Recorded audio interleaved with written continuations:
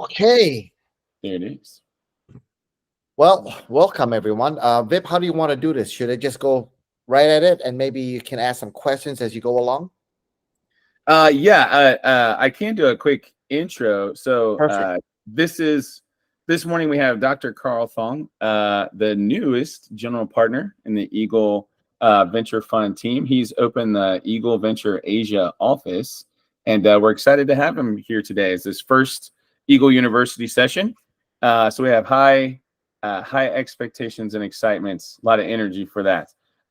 Carl is a serial entrepreneur, has multiple businesses in Asia, is a global trainer, especially in the wealth management and sales space, and a tech entrepreneur. So excited to have his experience and share it with you guys and gals today.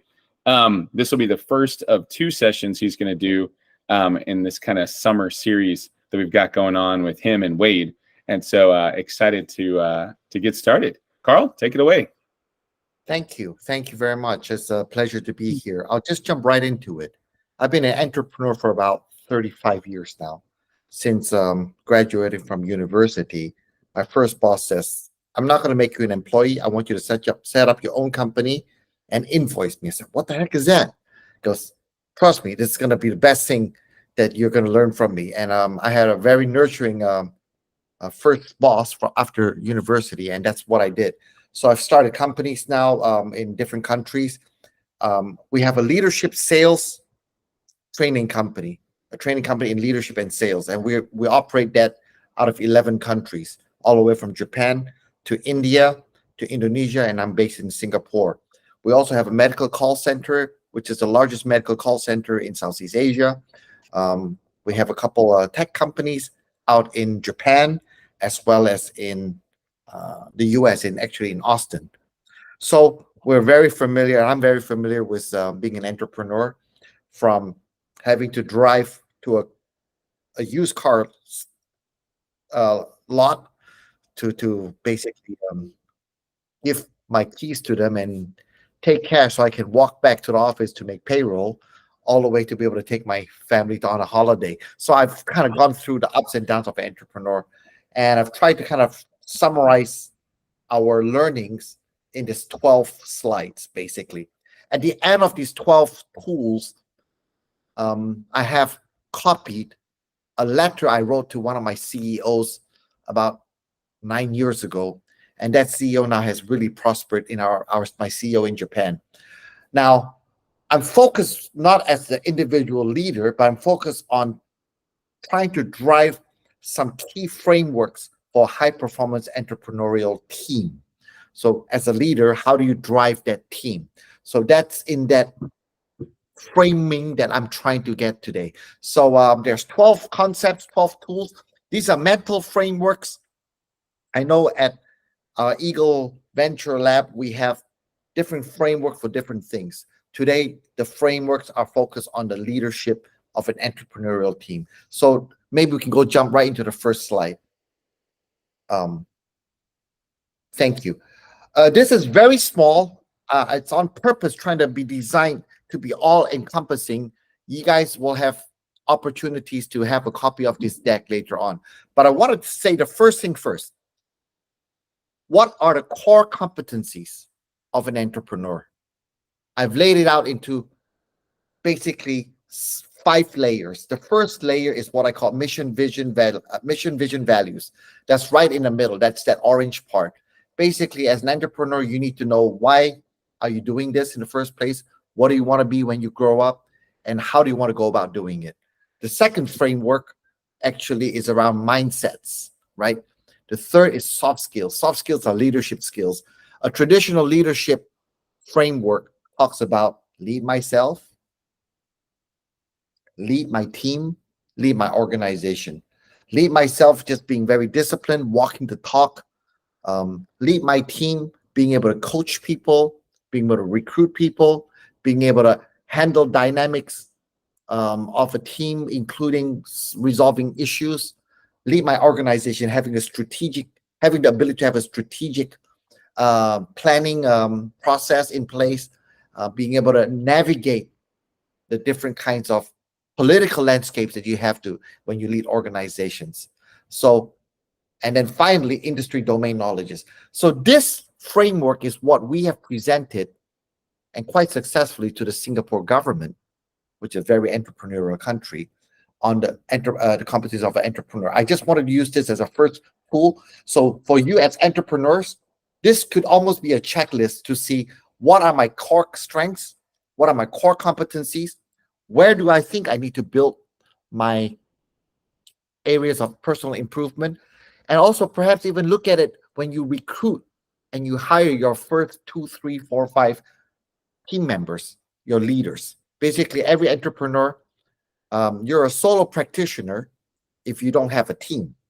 You need to actually build a team so that you can scale up. And that's the whole idea that we like to promote within the Eagle ecosystem. So first things first, this is the competencies of an entrepreneur. We've taken a lot of pain to develop this.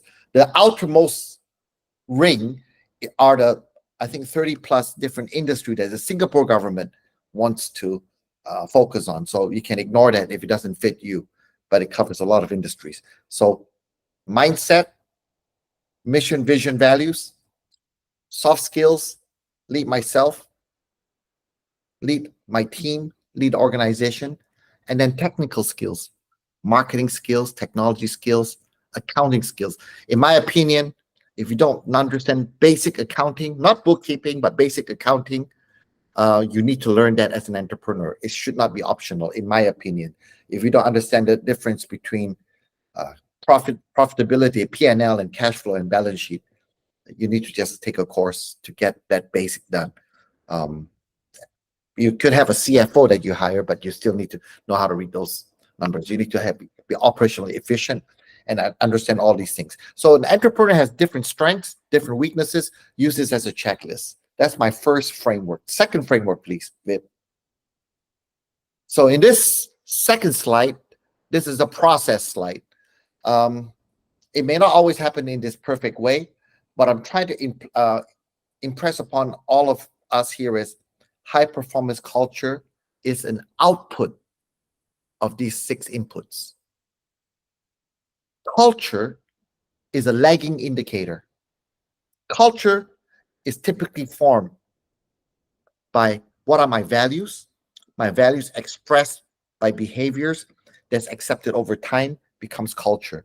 Now, high performance culture specifically has these 6 inputs, leading indicators. First is mission, which we've talked about. Second is vision. Third are the values, which we just spoke about. How are the values, the principles of how we would like to collaborate?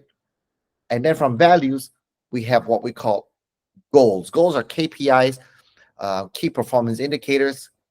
Goals could be what they call MBA school BHAG, big, hairy, audacious goals too. Those are goals. And then goals are meaningless, in my opinion, if they're not written down. Always put everything in writing. And then goals have to be translated to plans. And generally, plans have 4 parameters, generally. Timeline, activities, resources needed, and deliverables or outcomes. And then what we need to do is once to activate the plan, you need to have an operating rhythm. We're going to meet, once a month. We're going to meet once a week. I'll be coaching you. We'll be meeting clients, just like a client contact rhythm. So this is the 6 components that are leading indicators to drive high performance culture. So sometimes if you look at yourself and says, I don't like my company culture, well, look at yourself first. That's the way I look at it, because I'm usually the person who's making the most mistakes, right? Am I walking the talk? Am I living what I'm saying I'm doing? Where am I making my mistakes? And then start to identify these, again, areas that requires a little bit of constant juggling, right? So even for my training company, which we celebrated our 20-year anniversary just this year, I changed the company's mission statement 3 times. The last time I basically prayed very hard and said, okay, God, what's the reason why I'm doing what I'm doing? So the mission statement is very important. And the vision statement, in my opinion, should be every 2-3 years. You relook at it and says, am I on track? Do I need to adjust it? Am I still relevant? Is the vision statement still relevant? So that's the second toolkit. The third toolkit Can we go to the third toolkit?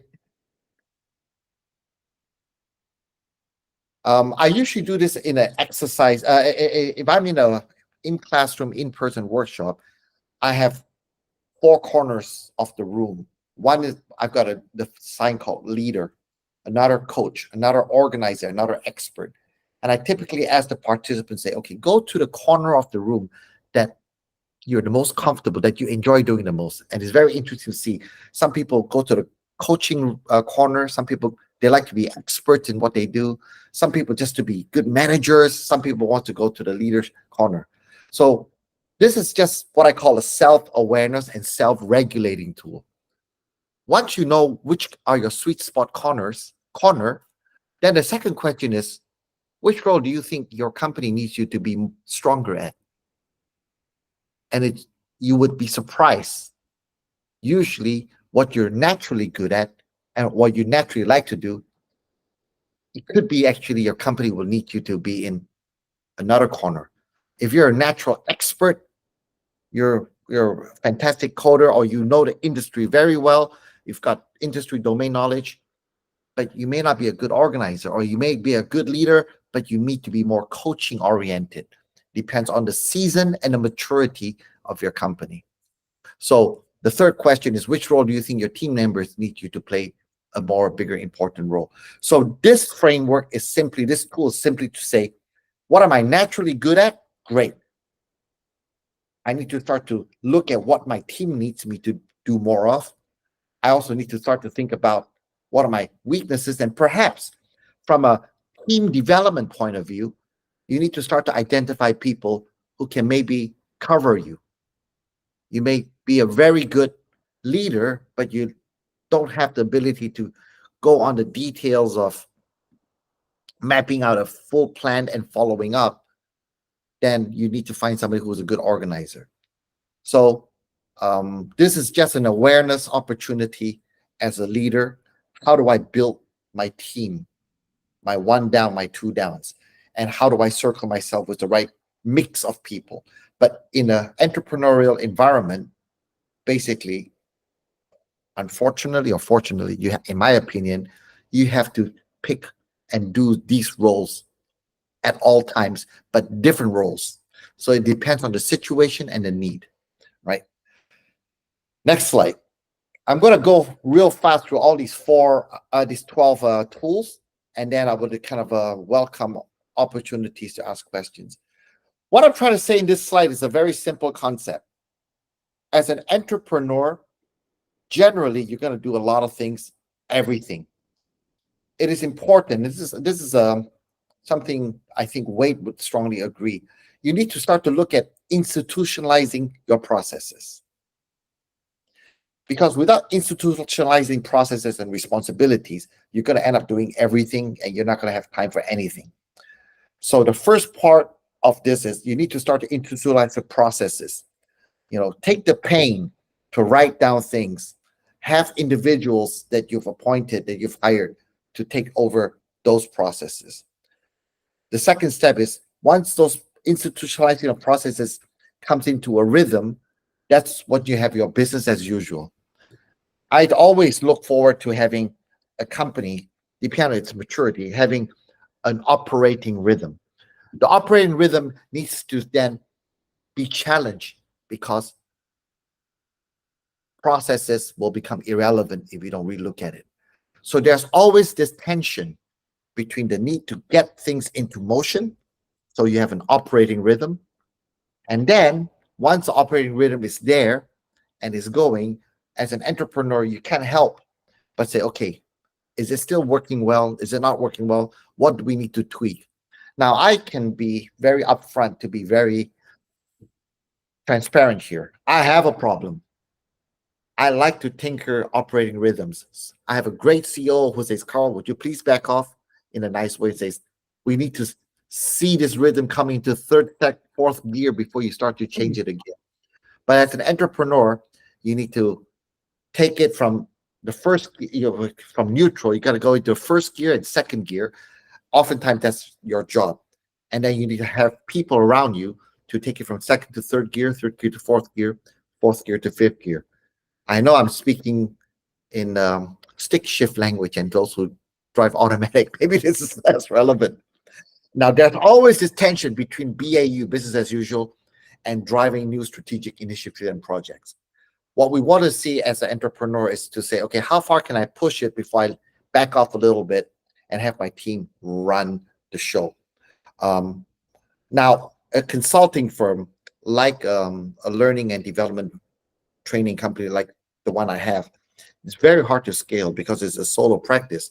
We've managed to scale to 11 countries because we've compartmentalized, institutionalized different buckets, different departments. And so those things allow the operating rhythm to generate cash flow. Um, Mm. the other way to look at it is if you look at a big company, companies like Facebook or Citibank or Bank of America or General Motors, these are very mature companies with strong operating rhythms. Mm. It also makes them less innovative and less nimble. And of course, inspirational leaders were able to drive entrepreneurial spirit into those operating rhythms. But yeah, as an entrepreneur, especially as a startup, our challenge is step 1 and 2. And as you get more and more mature, our challenge is step 3. So I hope that's clear. Next slide. The fifth tool, this is pretty self-evident, self-obvious, but I saw this tool many years ago, about 20 years ago, and I felt, wow, this is really, really smart. Basically, if you look at it from left to right, goals, abilities, resources, information, incentives, and action plan. What we're trying to say here is simple. You need everything to drive the results.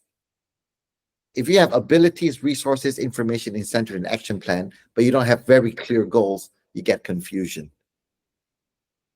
If you've got goals, resources, information, incentives, and action, but you don't have abilities, your people will have fear. Nothing will get done. If you've got everything, but you don't have resources, you'll just get frustration. So, and it go on, so on and so forth. So my point here is this, is as you're trying to drive BAU to newer and greater heights through your strategic initiatives, this would be a very good checklist to see where are things going wrong, where are things working well. Um, I think it's very obvious, but sometimes the obvious needs to be put out on paper so that we can have clarity in how we execute. So slide number Mm. tool number 4 and number 5 are all about execution for the team. So thank you. That's it. Next slide, please. Um, one of the things that I try to emphasize, we get hired by banks, by the government, to talk about training people. Well, generally speaking, when you train somebody, we look at 4 parameters. We look at, oftentimes people say, can you train our people to be better quality control or train on programming? So this is what we call adult um, andragogy, which is basically the science of learning and designing it. We try to make sure when we train people that we train them on 4 parameters: mindset, technical skills, soft skills, and knowledge. I call it MTSK. Knowledge is probably the easiest to teach and train people. If you don't understand something, you can just Google it. Or you can just watch YouTube. Lots of stuff, right? Let's just give an example. I don't know how to be a good salesperson. Well, read a book. There's at least a million YouTube clips on how to be a great salesperson. If I don't understand how to be a great salesperson in the business of selling laptops, well, you need to know the laptop. Those are all knowledge. How can you translate knowledge into an actionable skill set and behavior? This is when knowledge has to change into a technical skills, the ability to use PowerPoints, soft skills, the ability to articulate, recognize opportunities in a conversation, the ability to ask great questions, consultative questions that drives the counterparty, the client, or the customer to explore more than just what they came in for. And then, of course, mindset talks about resilience, talks about discipline, talks about being able to just say, all right, I want to be very outward mindset. I want to be very growth mindset. Every failure is the next step to being successful. So what I like to say in this slide is, as you start to groom your team members and you start to hire people, watch carefully. Look at their mindset, look at their technical skills, look at their soft skills, look at knowledge. Very often, we tend to hire people who are technically competent, but may not have the right mindset for our culture, or somebody who's a domain expert in a market, but don't have the soft skills to be able to articulate that. Um, we also put some statistics out here. Very, very often, we're going to hire people who want to be entrepreneurs because they see us and they say, I love that freedom. They have no idea that what they're talking about, of course. They don't know we work 80 hours a week. But so I want to also just maybe not give a warning, but a word of caution. Hiring very capable people who have top-notch jobs in large corporates with a very mature organization, when those people come into an entrepreneurial environment, it's a completely different game. It's like having Mexican food versus Vietnamese food. There's got nothing similar. I have an experience, a CEO of one of the largest financial institutions in Asia was so impressed about what we were doing. He said, hey, he left his job. He was getting paid $1 million a year, no kidding. And he wanted to be an entrepreneur. I signed a joint venture agreement with him 50-50.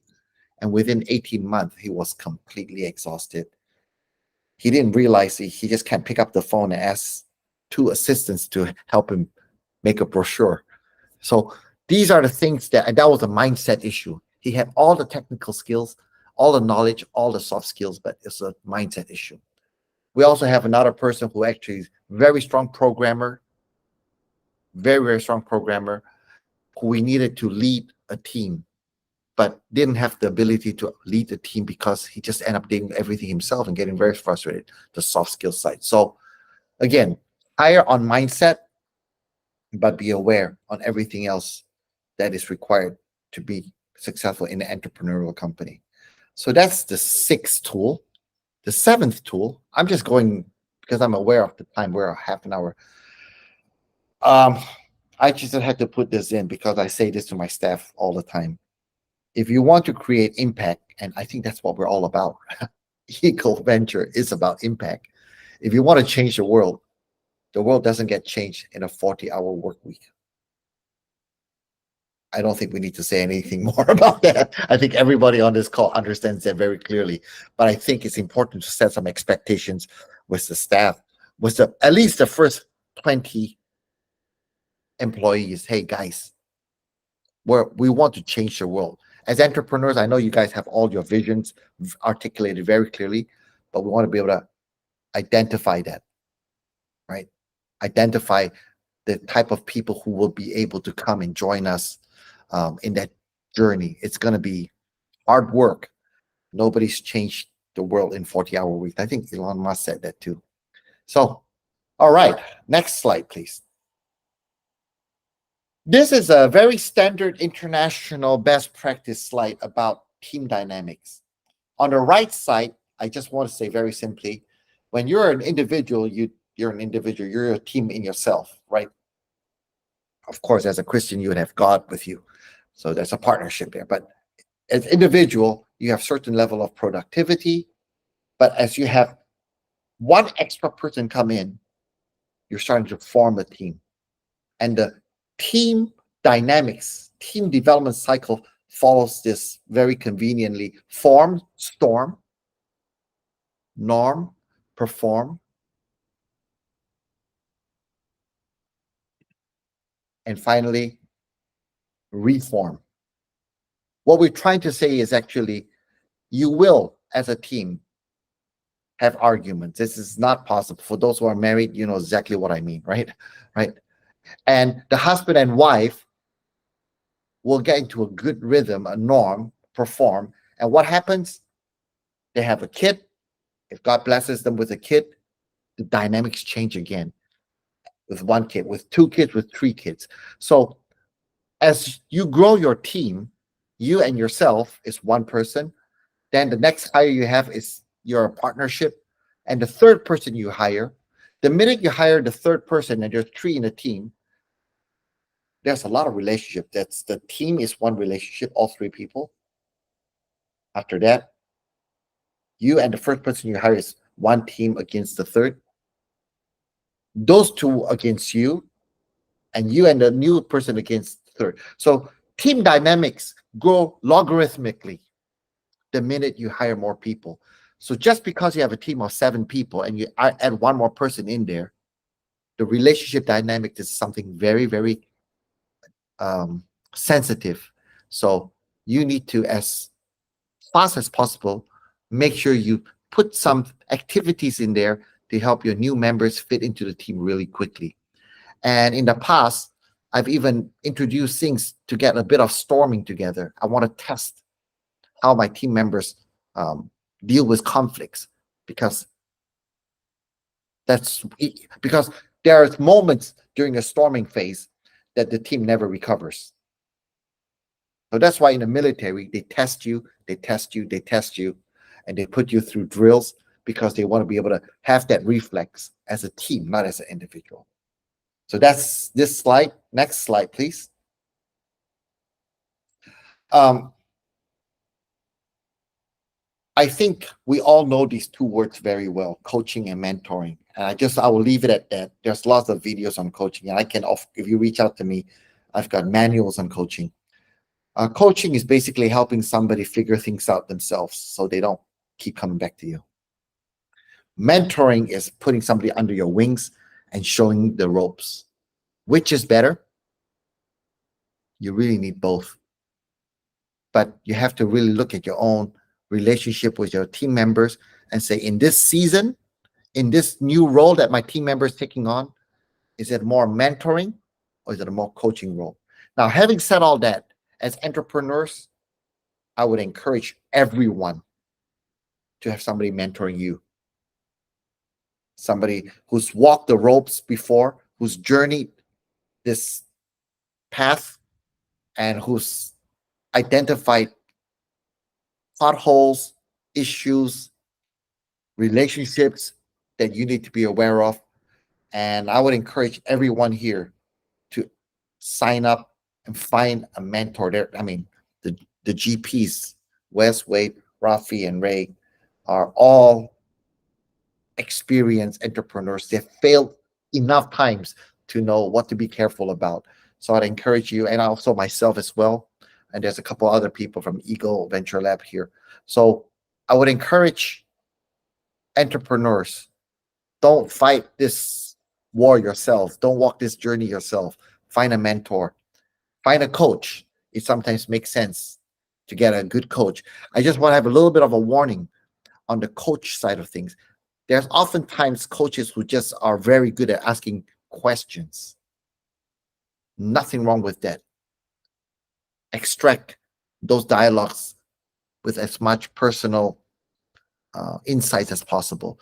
But sometimes you need somebody not just to ask you questions, but to give you answers. So balance that as you look to, invest your own time into a coach or a mentor. Having said that, downline to the people who report to you, it's also very important that you become their mentors and their coaches. But know that there's two different um, dynamics there. Thank you. Next slide, please. Now, this is actually from my doctorate thesis. I will not be embarrassed to say, basically, how did the world's best mentor his people? Well, I consider it's Jesus Christ. He built relationships first. You can't be mentoring someone if they don't like or respect or even want to talk to you. First, focus on building relationships. That's an investment in people. And then instructions. Show them. Instructions. Tell them what to do. These are the 3 things that you must do. This is how you do. Before you go out, get up in the morning, go to the hills and pray. So instruct. Then you need to show them how to do it. And finally, you need to encourage them by releasing them and allowing your mentees make those mistakes as necessary. The best learning opportunities are through mistakes, unfortunately, in life, right? So mistakes will happen. Use those mistakes as opportunities to grow, and the mentor must be encouraging um, those mentees. And when they make mistakes, come back, let's regroup. How do we do it? What went wrong? Or actually debrief as necessary. When Jesus sent out the 72 people, they came back, he debriefed them. So this is just a framework for mentoring. Um, I have unconsciously used this over the years, but after going through my doctoral thesis program and testing it out, I realized actually there's a very formulaic approach to mentoring that seems to work. It started with 12 people, now it's a couple billion, so not too bad of a model. Next slide, please. Um, this is a there's a very famous guy called Ken Blanchard. He's like a leadership guru, Columbia professor. He created what we call in today's world situational leadership. SL2 is actually the origins of situational leadership. What basically this is a fancy slide. We represent Ken Blanchard out in Asia, his training programs. It's basically saying, don't treat others the way you like to be treated. Treat others the way they need to be treated. So what we're saying here, if you look at the bottom right, D1, D2, D3, D4, it simply says D1 is somebody who's very inexperienced but very motivated, right? So if there's somebody who's very inexperienced but very motivated, very low competency, you can't be coaching them. You just got to tell them what to do. That's called directing, right?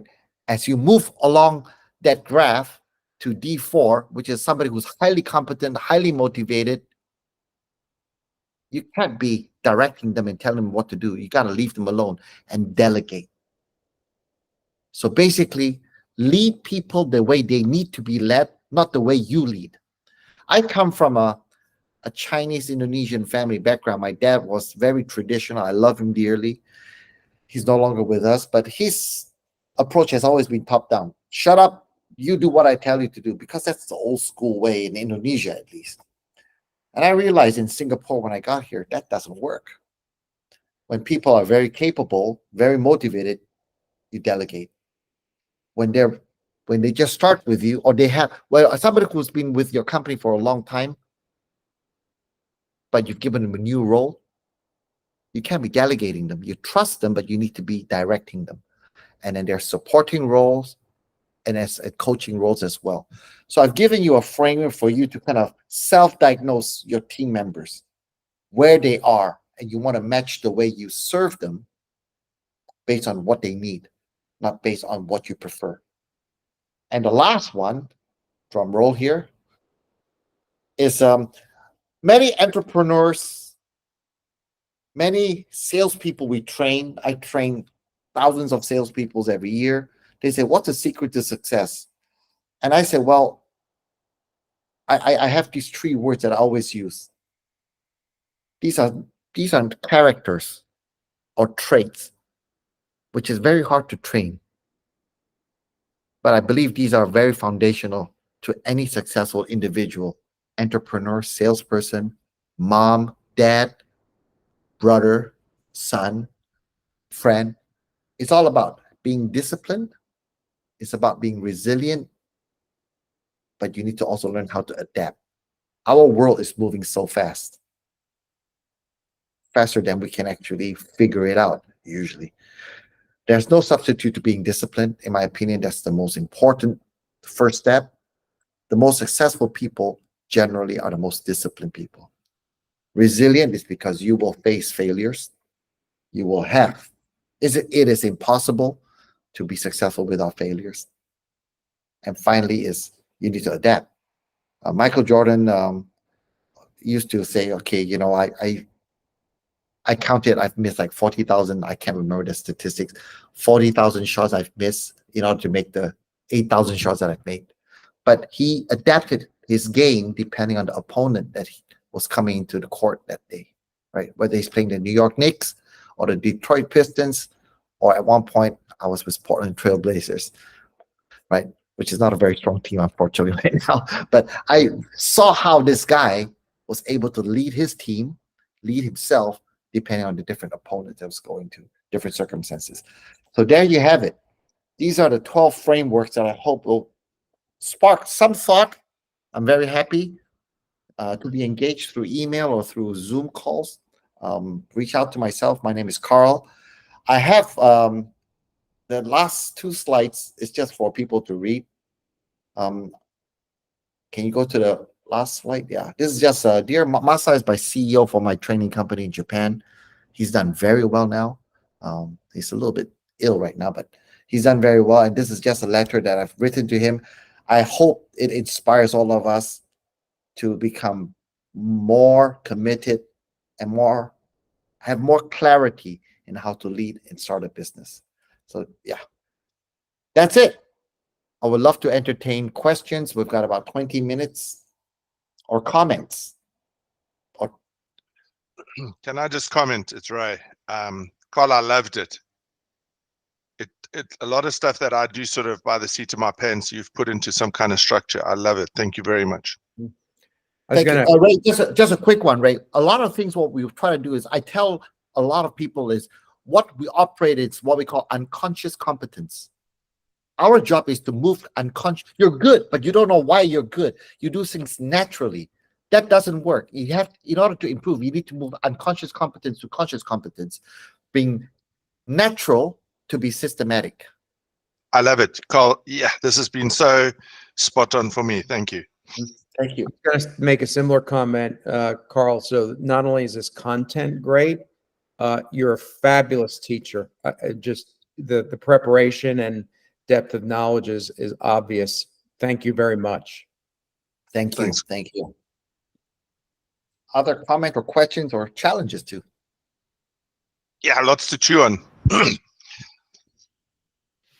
Great job, Carl. Yeah. Thank you. Well done, Carl, as always. Thank you very much. Paul, any comments, Paul? Or Scott? Yeah, no, just to say it's really good, really learned a lot as well. So yeah, thank you for that. It's giving like food for thought, especially like the Clio bit. I've never saw it that way. So it's quite interesting to see that as well. Yeah. The Clio, right? The 4 roles that you have to take as an entrepreneur. You have no choice. People say, but I prefer this. Well, as an entrepreneur, you don't have a choice because sometimes you and 6 other guys, and you got to be a jack of all trades. But at the same time, you need to start thinking about, okay, who should I be hiring to complement me? Exactly. Yeah, so that's really good. Well, what is your natural sweet spot, Paul? Out of leader, coach, expert, and organizer, where do you see your natural sweet spot? He's saying, I think a bit more on the leader side. Yeah. Less on the organizing part, I think. So Very yeah, good. Yeah.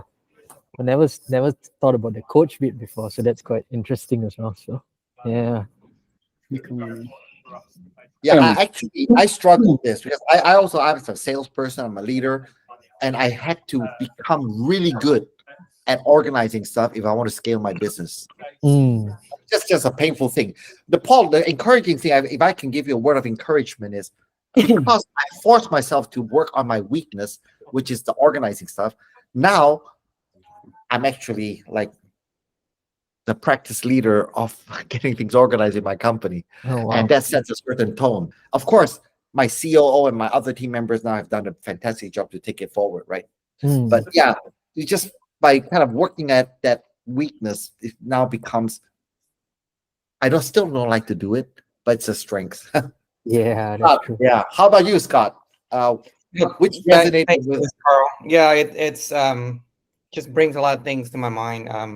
I'm trying to see how I can become a better parent as well, using some of these techniques, because I feel like it all kind of work on the mentor and coaching side.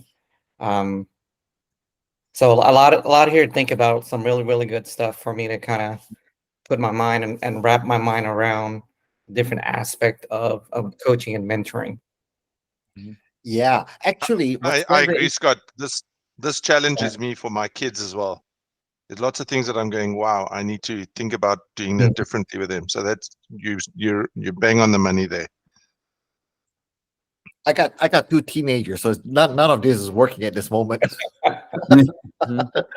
Hey, Carl, going back to the Clio slide, one Yeah.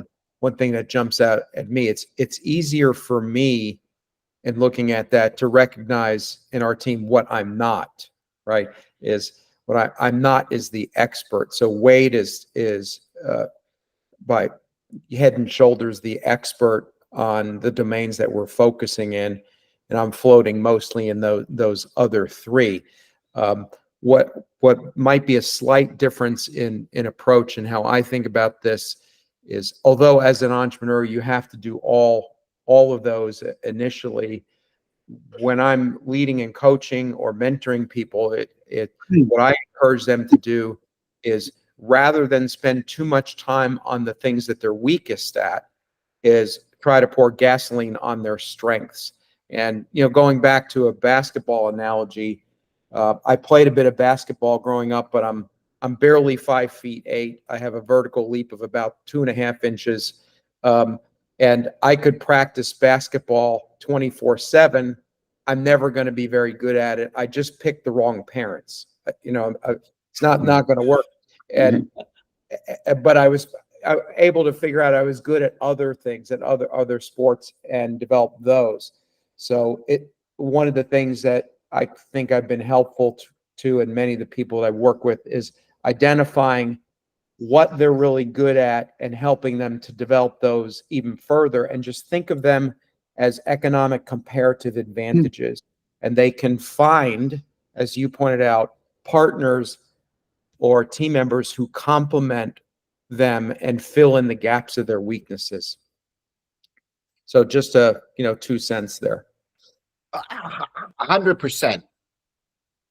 100%. And you're right. I mean, if you look at Wade's an expert, but he's also a leader. He's also a coach. Yeah. But he's also an organizer. But depending on the maturity of the organization and the season of that company, you may have to take on a different role, right? Yeah. So yeah, and it depends. So what's very interesting, I mean, in church, for example, I'm what they call a priest ward. I'm in the Anglican church, and so although I'm a leader, but I feel this season actually I should be a coach. So I'm out, but it's very painful. But I have to make sure that my board understands people can make mistakes. We just kind of allow mistakes to happen. Otherwise, we're going to be here for another 30 years, then the church not going to grow. So it's and we're mandated to forgive, right? So but it is that kind of tension that I have to resolve. But so in a way, I'm now moving from a leader to a coach and organizer, and allowing people to come, exactly like you said, Mark. Yeah, and it does depend on the issue or the domain. For example, Scott's our CTO. He has to become the leader in that domain in many instances, and in a number of situations where the course of action wasn't clear, we actually defer to Scott. We say, look, you're the closest to the issues, the closest to decisions. You have the best vantage point to decide, and just pick the course of action and go with it. Yeah, make the call. We don't necessarily have the right information, even though by role or traditional hierarchical matrix kind of thinking, you can't, as a leader, you can't absolve yourself of the responsibility or accountability for the outcomes, but you can delegate the authority and decision making to someone else, and sometimes you have to do that. Yeah, 100%. 100%. One of the slides I always appreciate is this one, the Blanchard material. I'd gone through the situational leadership before, and I love how it not only talks about competency, but it also talks about commitment or attitude of the person. Because they can be competent as all get out, but if their attitude stinks, it's hard to coach them to get something done, and how much you have to change your leadership in order to get something accomplished when their attitude is at different stages as well. So Yeah, that was a Really fun one. you know, one of the things that Wade and I talk about, you know, we're very careful about who we add to the team, even as a 1099. But you have to have at the center of your core a high degree of humility, teachable, trainable, coachable, an ability to set your ego aside. And what I like to say is, I don't have to be right. I just want to get it right. You Yeah. know? And so if you can instill that kind of mindset in the team, like we, for example, Scott and the members of our tech team, Ben in particular, none of them is the least bit touchy about questions or feedback. Ego-free feedback, and it allows us on the fly to make really impactful, robust changes. Yeah. Because that friction that existed in many other engineering teams I've been involved with, where you have really, really smart, highly competent people, would take it personally if you questioned or even out of curiosity asked about the approach that they use. They would take it personally, and you spend way too much time and cycles spinning through trying to unpack that relationship friction. So hire for that right out of the gate, and it's so much smoother. It really is. It's a good word. What I heard a guy once say, he says to me, "What is the highest rank in the kingdom of God?" And he says it's humility. Okay, is the highest rank. Mhm. Yeah, I love that, Ray. That's great.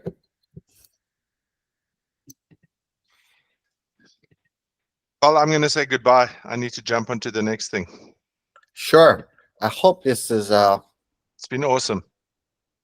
stimulating, and I hope you guys yeah, and feel free. I mean, I've met, of course, the GPs, but Mark and Paul and Scott and David, feel free to reach out.